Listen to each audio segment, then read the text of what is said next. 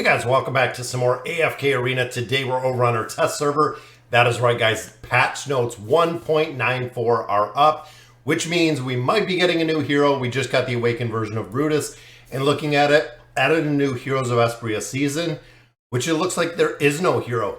Usually the hero is listed first. I'm not sure if they changed it up, but the Heroes of Espria season is coming back, which personally I am super excited about because we have the awakened version of Thane now, which is cool. Added the buff Covenant of Peace. More details can be viewed in the game. Adjusted the free daily challenge attempts. Heroes of Espria, guys, it's very interesting to see how the PvP aspects in here works, and it also does change it with having the martial ratings and also having these buffs. So last time we did have this buff, it was a little bit of a different buff than what I'm imagining the Covenant of Peace is going to be affecting how the Heroes of Espria works. But there is an incredible amount of loot that you can get out of the event. Added the adventure, the Frozen Forbidden Land to the Voyage of Wonder. Very cool. I love getting the Voyage of Wonders. They always give us some good loot. I'm just hoping at this point that they do rework and do something with our faction scrolls. So the faction scrolls, of course, cannot pull the awakened version of heroes that we have. That's an update that really needs to be adjusted to give us more value. I know still keeping it at the same probability or rate. I really feel like the faction scrolls just need kind of a revamp on the awakened heroes that we have in the factions.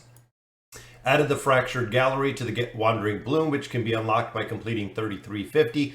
These are more of the late game Wandering Bloom adventures, still giving loot. The loot is different than what they originally gave us, but ultimately you do get more loot, which is kind of what the backbone of AFK Arena. Players can now climb up to 870 floors within each 4 faction towers. Right now I'm at 661 in most of them, so we are getting on the later half of those faction towers. Getting the time emblems out of there, getting the Stargazer cards are really very, very cool. But now I'm into 3 teams, guys. When you hit the 661, you need 3 full faction teams, so we're still going to be progressing in there with those faction teams. Reduced the difficulty of some floors and also added more floors. Total number of floors to the King's Tower is 1,500. This one I feel like we have a lot of opportunity to really push on the YouTube account, getting some more diamonds and some more resources out of there.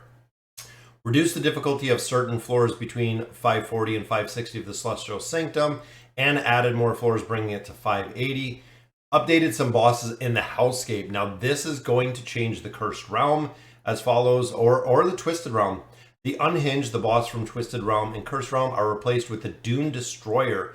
So Arden is going to be, I believe Arden is the Unhinged. So Arden is going to be gone and replaced with the Dune Destroyer. Wow, that's pretty cool. So they're updating the bosses in here. We're gonna have to see. That means whole new layouts, entirely new teams within there. The first sessions of the Dune Destroyer, inclusive in Hellscape, after the update goes live, will utilize dynamic division, which we normally see. That just means depending on where you fall, they actually break up the division. So a lower tier player is not playing with a giant whale in essentially the same division. Once the first session of the Dune Destroyer inclusion and Hellscape has ended, the game will return to the static divisions. Players can enter division by reaching each division's damage targets. Very cool. Bag interface featuring a new batch use function. Now adventurers can batch select and use items in their bag. Very cool, guys.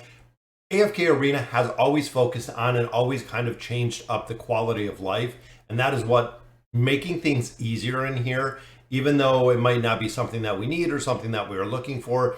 Just like they did with the gear, it makes a big difference in the actual gameplay of AFK Arena. Optimized the display for the Temple Rift Temple Beacon page and added a checklist tab for the Grand Hunt. Very cool. Adjusted rules for the Temple Rift Temple feedback. Event rewards as follows. Previously, if the reset timer was less than 14 days from the end of the season, temporal feedback could not be used again until the end of the season. Total of 6 rounds of temporal feedback were opened during the season. Now, this is the new one, guys. If the reset is less than 14 days from the end of the season, players can still perform a reset normally. Total of 7 rounds of temporal feedback will be open this season. Very cool. Adjusted the competitive balance for bonus attributes after strengthening mythical furniture in the Oaken Inn. That's going to affect the Legends Championship tournament, the PvP aspect. Most whales do go higher than the 9 of 9 furniture. Some players don't know that furniture does go higher than 9 of 9, but it does. So they are going to adjust the balance for bonus attributes. That may be a nerf. It could be a buff, but usually that's a nerf to kind of bring players more in line that have the furniture versus not having the furniture. And finally, guys, improved rewards for the top 10% of players in the Treasure Scramble. The rewards in here, guys, I'd go through the Treasure Scramble. I'd get to the very last tier. I would usually get 1, maybe 2 cores. It was kind of pointless honestly to pick up 1 core over the course of like 12 or 14 days.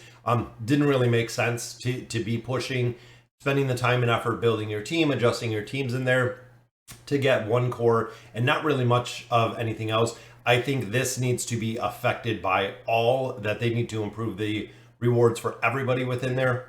Improved privileges and rewards for 1 through 15 VIPs. After the version, players can reclaim new perks in the merchant. Very cool. So if we get more rewards in there, that's always good. Hero adjustments and changes, guys. Silas, optimize the logic for injected fury when selecting a target if no ally has lost health. More details about the effect can be viewed in game. So another adjustment right there, which I do like. If all of your heroes are at 100% health, and then he uses the injected fury on just a random hero, it'd be cool if he just saved it, essentially saved the ultimate ability. Waiting for a hero to take some damage would be pretty nice. So we have some updates to some perks, some updates to the Treasure Scramble. We have a little bit of a change with some of the strengthening of the furniture.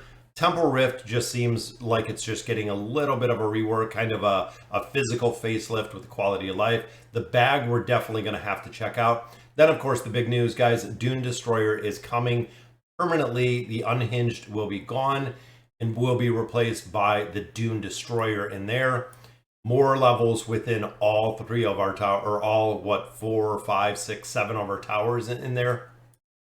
Then, of course, we have a new Voyage, we have a new Wandering Balloon, and Heroes of Espria are coming, guys. So patch notes 1.94 have no hero.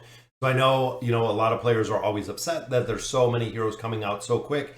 They did a huge workup and build up for Awakened Brutus. So as you can see right here, guys, there is no hero coming with our next patch. 1.94, it'll be up tomorrow on the test server. Typically, it'll be up on Tuesday of next week. I don't know if it's going to be that long. I'm still waiting to see if there's going to be some optimization to the Abyssal Expedition that we're currently going through. But guys, that'll do it for the patch notes. Let me know in the comments what you guys think. And as always, thank you guys for watching.